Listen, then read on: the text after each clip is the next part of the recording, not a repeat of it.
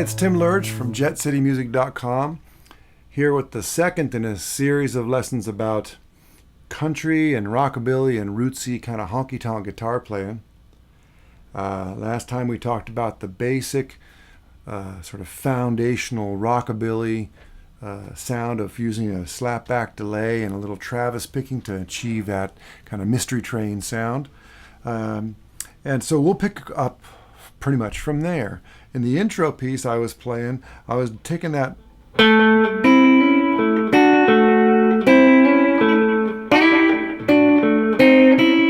right. So let's take a look at that lick kind of in slow motion. So we're going to play the root of the chord, then we're going to play two notes together, the flatted third and the fifth, and hammer the third on real quick, and go right back to the root.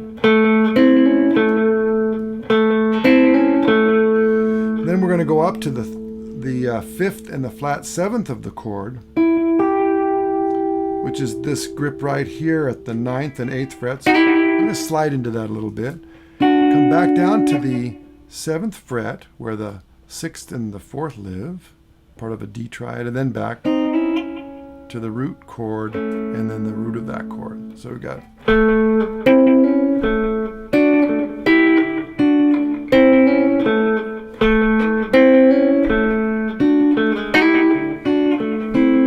that's a kind of lick that you could play over an A in the key, a song in the key of A. Works over A7 primarily. It wouldn't want to work over an A major seventh chord, but it might work over an A triad. So if your accompanying guitar player is going, you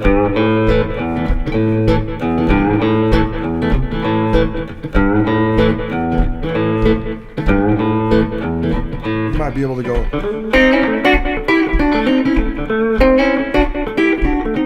Okay, to get that kind of chordal, almost seems to me like the right hand of a boogie-woogie piano player. Okay, a couple of ways to expand on that lick is we can keep going up to the higher part of the lick and play the top two strings. I might have played this earlier in one of the blues lessons.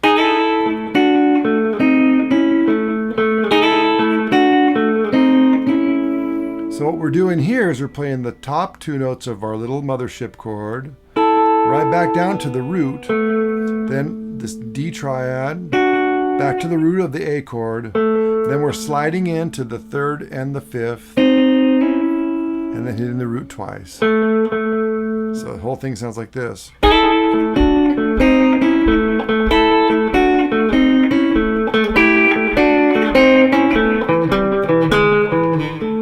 I've written that down, and you're probably looking at it right now.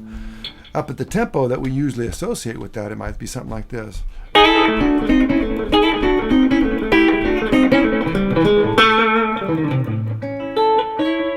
Okay. That little shape right there is, I mean, it's just where we put our hands a lot. So someone says, let's play in the key of G, and you go,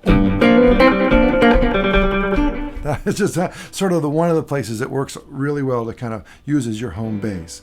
So a lot of the licks that get played, I know a lot of the licks that I play are based out of that thumb over grip. Right? Now if we want to expand it even further, we can go up to the next A seventh chord, which is right up here at the seventh fret. And a lot of Merle Travis's style stuff would be going like this. Go from one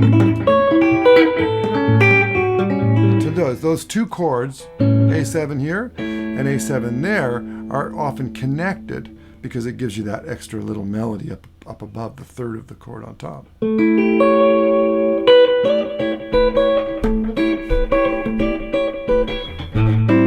That's kind of a Buck Owens-y kind of thing.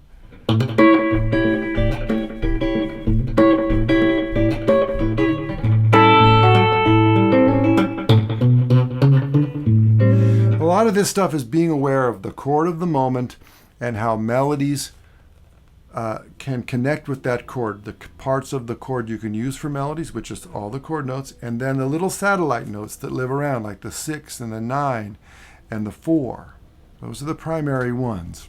And it starts sounding jazzy if we start playing altered notes that aren't just the 6, the 9, and the 4, but might be flat 5 or sharp 5 or whatever. So there's a little place where one of the things I like about 50s guitar music especially is that the country guys were playing a lot of jazzy stuff. The jazzy guys were coming from country music, and the blues guys were grabbing whatever they could grab in between. So the music was all mixed up. If you ever listen to Jimmy Bryant, you don't know whether he's a country player or a jazz player or a blues player or what. It's all mixed up, and that's what I really like. And that's one of the things I like about the Telecaster, is that it's one of those kind of guitars that allows you to play all kinds of music without, all you got to do is flip a switch or twiddle a knob, and you can get all kinds of really nice, believable American sounds there. But I want to talk to you a little bit about the right hand technique. We spoke about this hybrid picking, where I'm playing downstrokes with my pick, and then upstrokes with my second and third finger for the most part.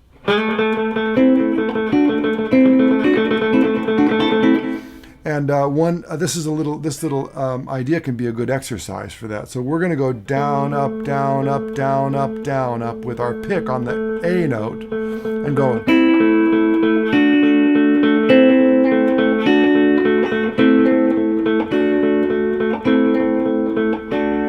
Okay, I'll write that down for you so you can try it. The other thing you can do is play. Let's see if I can get that right. That's it. So you played pick, pull, hammer, and then up with your fingers.